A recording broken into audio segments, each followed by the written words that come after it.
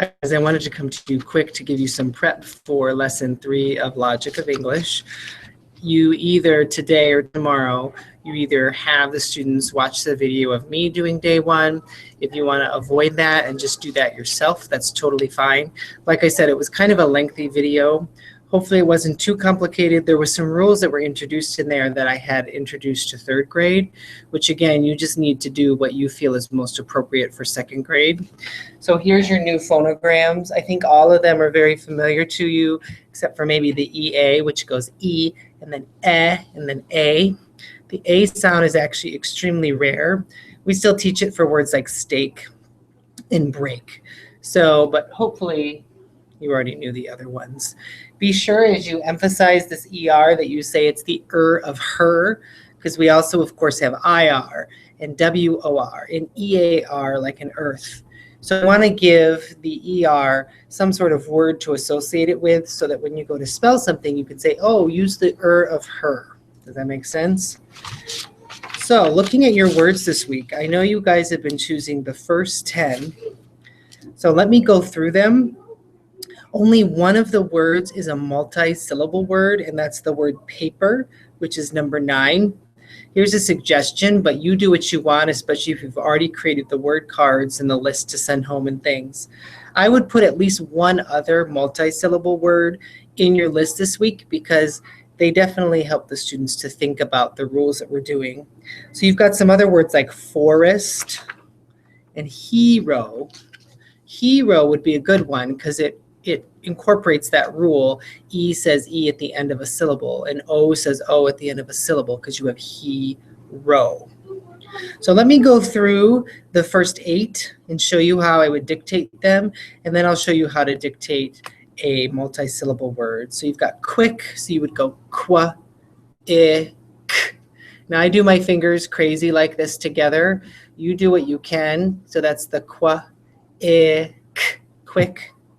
You've got song, and emphasize that that's the o, u. Corn, k, or, n. Clean, k, o, e, n, and this is the e, a. Duck, d, k. 6, I think you can handle 6. Clock, k, o, k, and emphasize this is the o, u. Real, e, o. Real. Now here's where you get to a multi-syllable word. So let me go through the process. So again, you would say the word, say paper. They would say paper. You would put it into a sentence. The paper was blue. This time you can add a second step or a third step if you'd like and say how many syllables, and have them do this where they put their hand under their chin, or have them hum, or have them clap, or have them snap. They should figure out it's 2 syllables.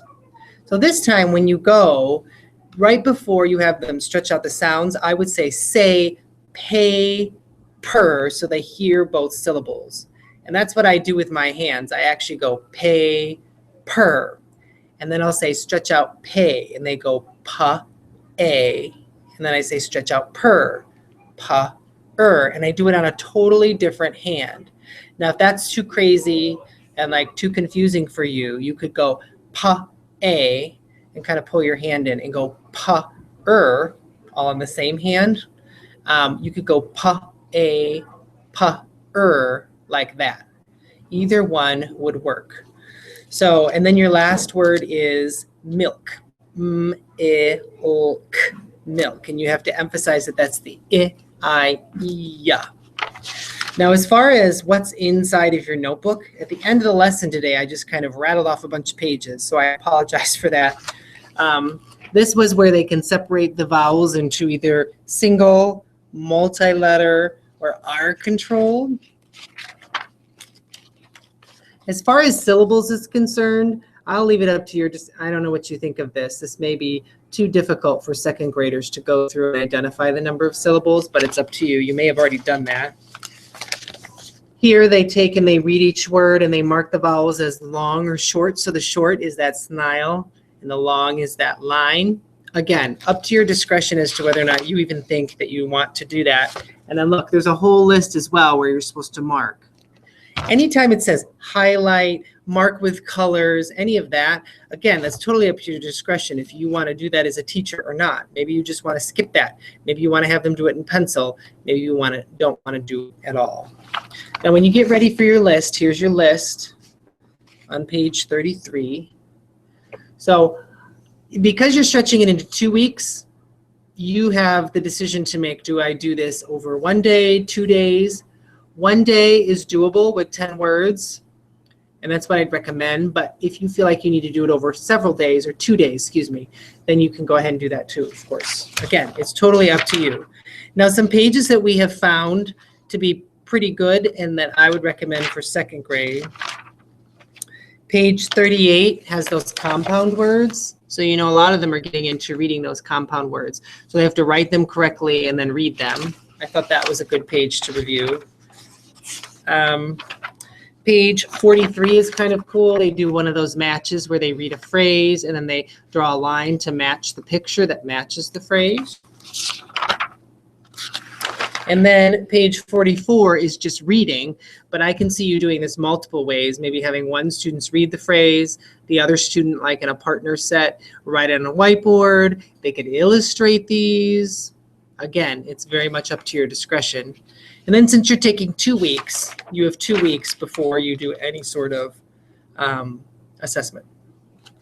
So let me know if you have any questions about any of the words. Keep in mind when you are dictating the spelling list, you want them to underline any of those 2-letter phonograms. So like in quick, they would underline qua and they would underline the ka. You don't have to mark those vowels in your dictation list unless you want to. Thanks.